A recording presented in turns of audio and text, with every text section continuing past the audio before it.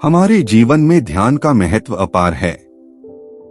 महात्मा बुद्ध के एक प्रेरक प्रसंग से जुड़ी एक कहानी हमें यह बात समझाती है कि सही ध्यान और समर्पण से जीवन को कैसे सफलता की ऊंचाइयों तक ले जाया जा सकता है।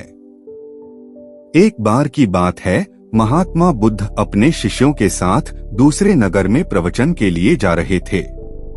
काफी दूर चलने के बाद सभी शिष्य थक गए और वे फिर महात्मा जी से बोले, गुरुजी, यदि आपकी आज्ञा हो तो कुछ देर कहीं रुककर विश्राम कर ले। महात्मा जी बोले, वत्स, कहीं उचित स्थान देखकर हम वही विश्राम करेंगे। फिर कुछ देर चलने के बाद उन्हें एक खेत दिखाई दिया। उस खेत पर एक बुजुर्ग और एक छोटा लड़का खेत जोतने का काम कर रहे थे। महात्मा जी ने उस बुजुर्ग से पूछा, हे मान्यवर, हम कुछ देर यहाँ विश्राम कर सकते हैं? तब उस बुजुर्ग ने महात्मा जी को पहचान लिया और हाथ जोड़कर उनको प्रणाम किया और कहा, है महात्मा जी, ये तो हमारी खुशनसीबी है कि आप हमारे खेत पर पधारे। आप वहाँ उस पेड़ के नीचे विश्राम करें, मैं आपके जलपान का प्रबंध करता हूँ। तब महात्मा जी बोले, हे मान्यवर, आप अपना कार्य पूर्ण करें, हमको कुछ नहीं चाहिए। फिर भी वह बुजुर्ग नहीं माने और महात्मा जी को कुछ फल तोड़कर और उन्हें जल देकर वह बुजुर्ग अपने काम में व्यस्त हो गए।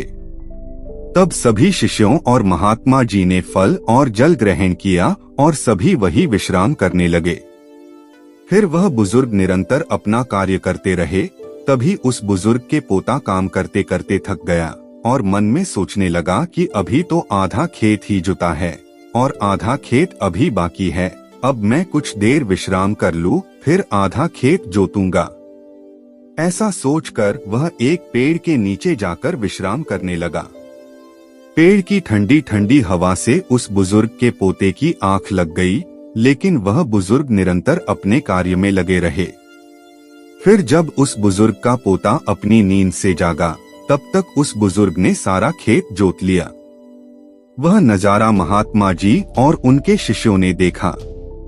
तभी महात्मा जी से उनके शिष्य बोले, हे गुरुजी, इन बुजुर्ग की उम्र इतनी अधिक होने के बावजूद भी बिना विश्राम किए ही उन्होंने सारा खेत जोत लिया, और दूसरी ओर तुम्हारे पोते की उम्र उनसे छोटी होने के बावजूद भी आधा खेत जोतकर विश्राम करने चला गया। ऐसा जोश सराहनीय है। उन बुजुर्ग में ऐसा जोश देखते ही बन रहा है, और वही उनका पोता आलस्य में आकर विश्राम करने चला गया।